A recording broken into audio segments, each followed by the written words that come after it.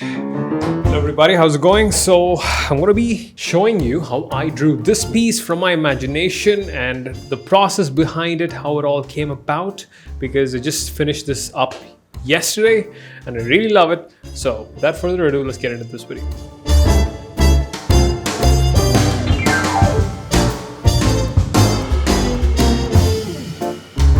Two things for this video, right? So first, I want to break down the process for this illustration piece, traffic. It's going to be a common thing in this video, so don't mind that.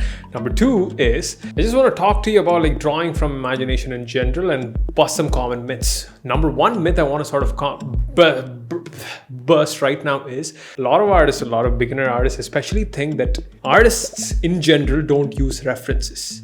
That is not true. Artists use references all the freaking time. This mic, I can't do this thing. So artists use a lot of references because that's how drawing from your imagination generally works. You have things out in the world or out here sometimes, you collect all these dots, individual dots, connect them together in a very creative way, and you get this creative thing. And that's how this thing came about. I want to show you how I did this thing. First up, I came across this image on Pinterest through a friend, and I was doing a little bit of critique for her drawings, and I liked this image a lot, so I drew this little boy in my style. Number one thing is, I like to draw my characters in a chibi-esque thing, which is like big heads, small bodies, something like that, and also include a lot of flow in my drawings. For example, just creating that, right? Again, traffic. Shut up. I really like making very flowy lines, right? Just moves across the thing. And that is something that I think about when I'm creating the base sketch. So once I finished drawing this boy, I was like, I want to make this into an illustration piece, like a full-fledged illustration thing. And I want to add some story to it, which is always my thing. I'll add story. So I added this little dragon eyes in the end. I thought he's sort of coming out of his room and there is a doorway or a closet. In the darkness of the closet, you can just see the dragon's eye and a bit of its hand and its tail. That was the idea. That was the initial thing. And then it changed. The scene from My Neighbor's Totoro, that Ghibli film, right? I haven't seen the entire film, by the way, but I love the vibe and the look and feel of that film.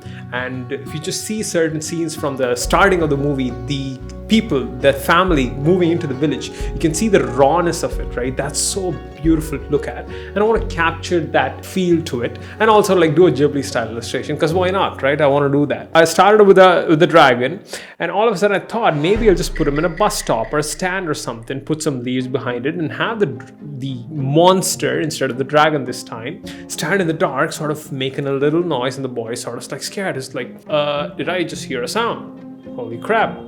Please be rabbits. Please be rabbits. That is the name of this piece, by the way. Please be rabbits. Now, first things first, I'm really bored with my 2D illustration style, which I really usually use most of the time, which is like line works and add like flats and a layer of shadows. I'm sort of bored with that. I wanted to do something different, and I wanted to paint this time, like, include painting into my process. And I haven't included painting in the past because it's time consuming. So I want to include painting here, and I want to paint the backgrounds and keep the foreground in like a 2D style, which I found to be the Ghibli formula for illustrations. Like, paint your backgrounds, foregrounds, just keep them in a cartoony, simple style, because it's easier to animate, right? And that style is born out of that constraint, which is very, I just hit myself, just very clever. So started out this piece, drew the dragon thingy, then I forgot, like for some reason, since I haven't painted in a very long time, this monster, and I was finding it hard to paint the monster. I couldn't really feel the thing, and the brushes I used for the most part of this piece was a brush I got from Max Greke, whose work I really love. Go check him out. Max Greke is awesome.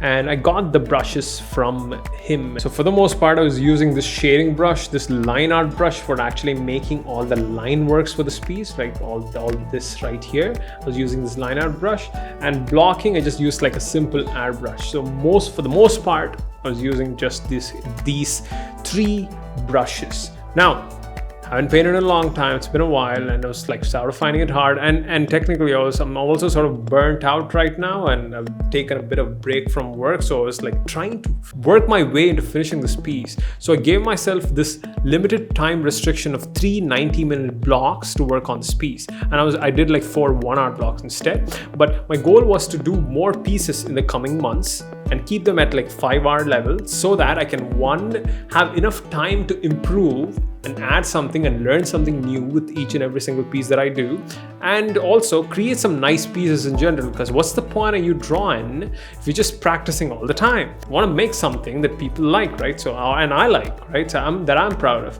So I worked in like 3 90-minute blocks, and I finished this entire piece in 4 hours. And I did it in different sittings, right? Sitting in the sense, like, I didn't do all of this in like one go. I gave some time for me to process this thing, so that every single time I took a break and came back, I saw something new, which is a tip I got from Samdus Arts, right? So that was like pretty nice tip. So painted this thing, kept the painting process very simple. I was finding the leaves especially pretty hard to do, and so just kept it like one flat layer. Again, kept going back to that cartoony style, right? Flat layer, a bit of what do you call this thing, a bit of lighter shadows and a darker shadows, and then I just put on an overall multiply to make the edges a bit dark.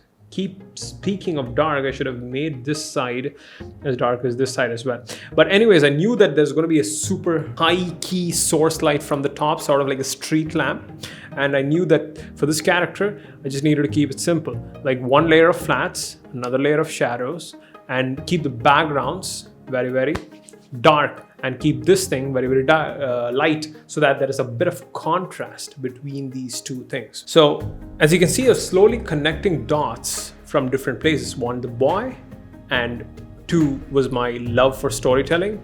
3 was like the backgrounds that I saw in the Ghibli films.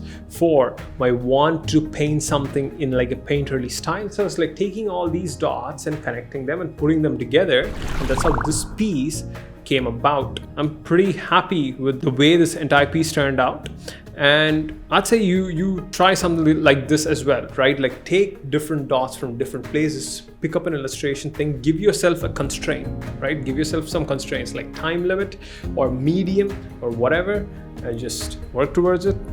You can draw stuff from your imagination